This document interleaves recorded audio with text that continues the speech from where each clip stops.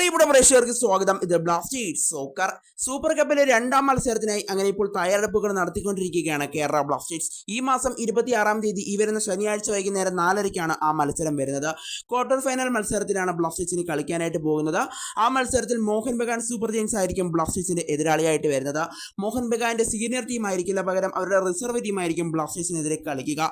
Reserve team ആണെങ്കിൽ പോലും ബ്ലാസ്റ്റേഴ്സിന് കാര്യങ്ങൾ ഒട്ടും എളുപ്പമാകില്ല. കാരണം ബ്ലാസ്റ്റേഴ്സിന് നേടുന്നതിന് തൊട്ട് മുമ്പുള്ള ഒരു സൗഹൃദ മത്സരം അവർ ഇന്നലെ വൈകുന്നേരം കളിച്ചിരുന്നു. എതിരില്ലാത്ത 5 ഗോളുകൾക്കാണ് അവരുടെ റിസർവ് ടീം ഇന്നലെ വിജയിച്ചു കയറിയത്. അതുകൊണ്ട് തന്നെ കരുതിയിരുന്നാൽ മാത്രമേ ബ്ലാസ്റ്റേഴ്സിന് മോഹൻ ബഗാനെതിരെ ഒരു വിജയം സ്വന്തമാക്കാനായിട്ട് സാധിക്കുകയുള്ളൂ.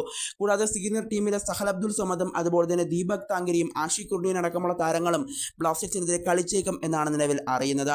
ഏതായാലും ഇപ്പോൾ മോഹൻ ബഗാൻ സൂപ്പർ ജയൻസിനെ എങ്ങനെ പരാജയപ്പെടുത്താം എന്നതിനെ പറ്റി ഇപ്പോൾ ബ്ലാസ്റ്റേഴ്സിന്റെ പരിശീലകനായ ഡേവിഡ് കാറ്റല ചില കാര്യങ്ങൾ പറയുന്നുണ്ട്. എന്തായാലും അദ്ദേഹത്തിന്റെ വാക്കിലേക്ക് കടക്കും മുമ്പ് നമ്മുടെ ചാനൽ കണ്ടുപോകുന്ന ഏകദേശം 80% പേരും ചാനൽ ഇതുവരെയായിട്ടും ഒന്ന് സബ്സ്ക്രൈബ് ചെയ്തില്ല. അതുകൊണ്ട് ദയവായി എല്ലാവരും നമ്മുടെ ചാനൽ സബ്സ്ക്രൈബ് ചെയ്തേക്കുക. അപ്പോൾ നമുക്ക് ഇതിനെ വീഡിയോട് തന്നെ കടക്കാം. ഡേവിഡ് കാറ്റല ഇപ്പോൾ മോഹൻ ബഗാനെ എങ്ങനെ പരാജയപ്പെടുത്താം എന്നതിനെ പറ്റി ചില കാര്യങ്ങൾ പറയുന്നുണ്ട്.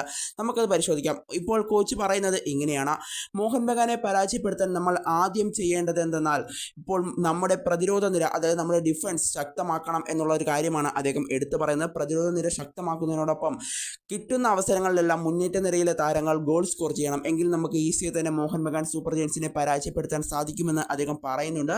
കൂടാതെ നമ്മൾ ആദ്യം തന്നെ ഗോളുകൾ നേടണം. കാരണം മോഹൻ ബഗാന്റെ താരങ്ങൾ എപ്പോൾ വേണമെങ്കിലും അപകടകാരികളായി മാറാൻ സാധ്യതയുള്ള താരങ്ങളാണെന്നാണ് ഇപ്പോൾ ഡേവിഡ് കാറ്റല പറയുന്നത്. പ്രത്യേകിച്ച് ആഷിഖ് കുർണിയൻ എപ്പോൾ വേണമെങ്കിലും അപകടകാരിയായി മാറാൻ സാധിക്കുന്ന ഒരു താരം തന്നെയാണ്. അതുകൊണ്ട് തന്നെ നമ്മൾ കരുതിയിരുന്നേ മതിയാവുകയുള്ളൂ. കിട്ടുന്ന അവസരങ്ങളെല്ലാം ഗോൾ സ്കോർ ചെയ്യുകയും അതുപോലെ തന്നെ പ്രതിരോധ നിര ശക്തമാക്കുകയും ചെയ്യുക എന്നതാണ് മോഹൻ ബഗാൻ സൂപ്പർ ജയൻസിനെ പരാജയപ്പെടുത്താൻ നമ്മളിപ്പോൾ നിലവിൽ ചെയ്യേണ്ടതെന്നാണ് ഇപ്പോൾ ഡേവിഡ് കാറ്റല വ്യക്തമാക്കുന്നത്. എന്തായാലും അടുത്ത മത്സരത്തിൽ വിജയിക്കാൻ സാധിച്ചാൽ നേരെ സൂപ്പർ കപ്പിന്റെ സെമി ഫൈനലിലേക്ക് യോഗ്യത നേടാൻ ബ്ലാസ്റ്റേഴ്സിന് സാധിക്കും.